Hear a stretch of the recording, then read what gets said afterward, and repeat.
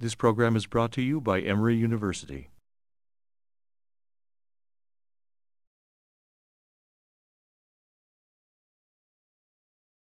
One of the myths about ball players is that they tend to be dumber, or at least less well educated than the average citizen.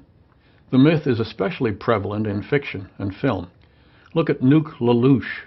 The name itself sounds stupid.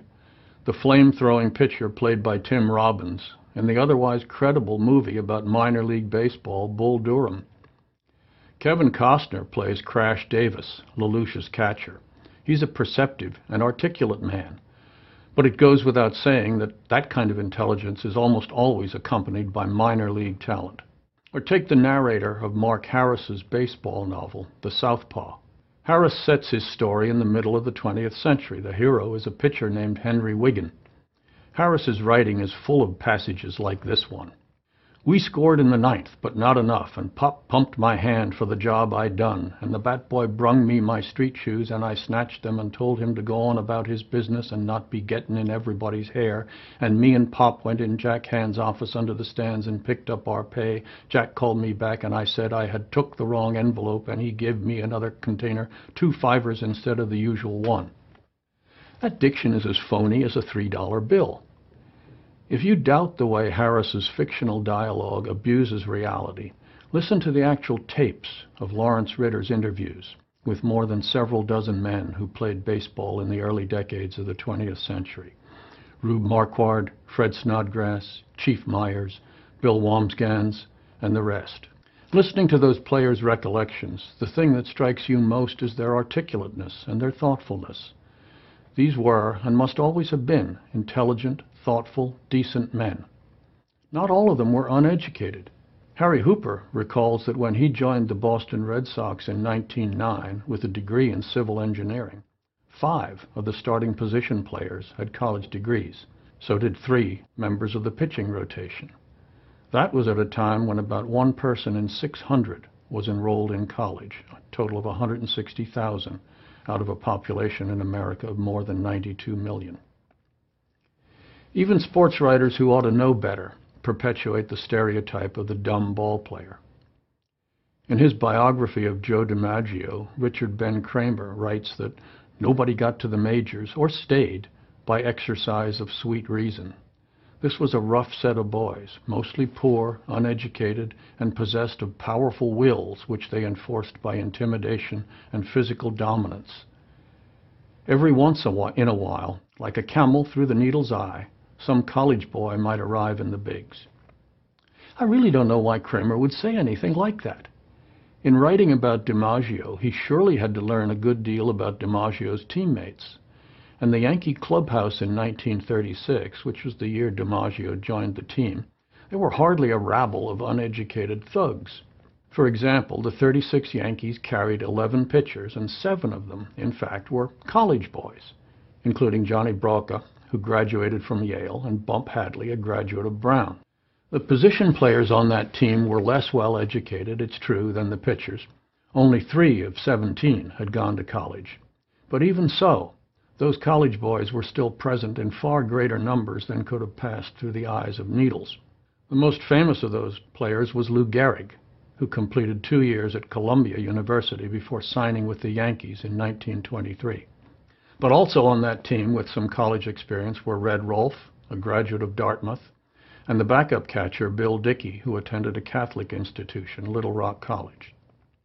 10 of 28 players on that team, almost 40%, had either graduated from college or attended it.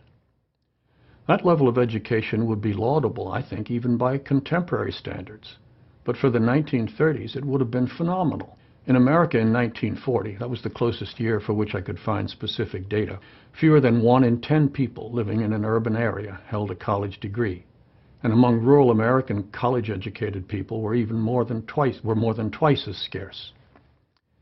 In comparison with the crowd that assembled to watch them play, the Yankee lineup must have seemed like a Phi Beta Kappa reunion.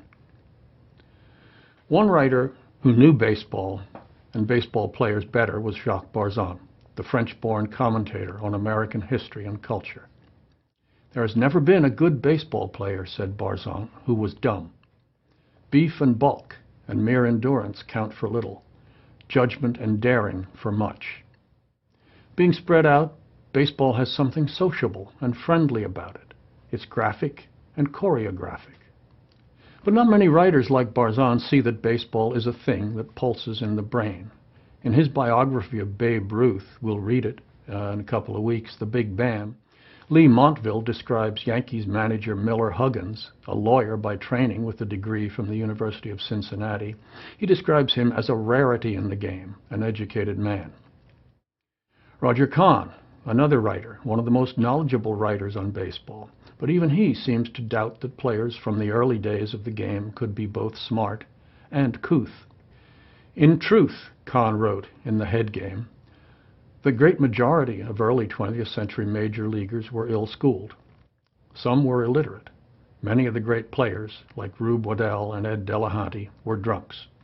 There were surely many sinners among early baseball players, even as there were some candidates for sainthood. Christy Matheson of the New York Giants comes to mind as a candidate for sainthood. The majority of both groups were probably ill-schooled, but not Matheson. But let's not forget that the great majority of early 20th century Americans were themselves ill-schooled. In 1910, for example, only about 9% of Americans possessed a high school diploma, which by modern standards makes the remaining 91% of the population ill-schooled. My grandfather on my mother's side of the family was born in 1884. He left school after 8th grade. He read a newspaper daily, but in the 20 years I knew him, I never saw him read anything else. As for my paternal grandfather, I don't know at what age he left school, but it was almost certainly before high school. He was a blacksmith by trade, and so my father told me, drank heavily.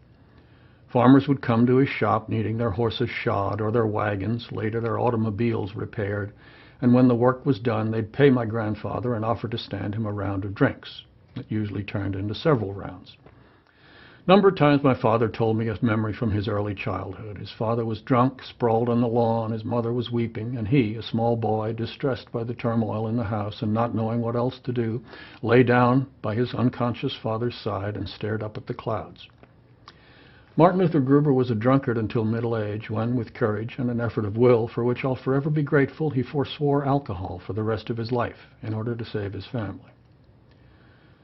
The stories these old baseball players tell of a game and of an America long, long ago. But they'll help you picture those days and those games in your mind.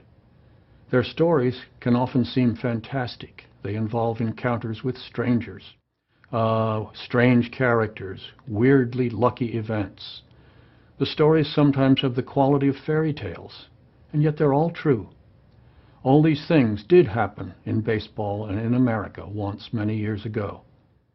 Reading them, sometimes it makes me wonder what I missed growing up when I did in the 50s. Maybe as you read them, you'll have the same feelings. Some of the other ideas I'd like you to think about as you read these stories. Think about the ethnic heritage or class backgrounds of the players. Chief Myers, Rube Marquardt, Heine Groh, Hank Greenberg, or Lefty O'Doul. Think about their nicknames, too. How do these compare with today's players? Ritter's interviews all took place in the 1960s, when the former ball players were old men. What do those men think of the game and their time in it? What about the players' uniforms and their equipment? How do they look compared with those worn and used today? What's changed? What's the same? What about the game itself? If Chief Myers or Fred Snodgrass or Paul Waner were to come back to see a game today, what would they think? Last, but not least, take a look at the chronology of rule changes that occurred in baseball from the time it became a professional sport just after the end of the Civil War until before World War II. Do you see any trends? Can you spot the reasons behind some of the changes? The preceding program is copyrighted by Emory University.